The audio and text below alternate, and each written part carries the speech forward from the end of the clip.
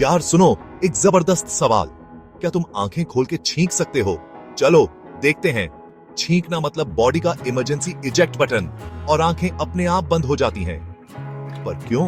ताकि तुम्हारी प्यारी आंखों को कीटाणुओं से बचाए। तो नहीं, तुम्हारी आंखें बाहर नहीं निकलेंगी, लेकिन उन्हें खुला रखना नामुमकिन। कोशिश करो अगर हिम्मत है, लेकिन मत कहना कि हमने बताया नहीं था। अगर ये पसंद आया तो सब्सक्राइब बटन दबा दो और चलो मिलके 1 मिलियन पहुंचते हैं।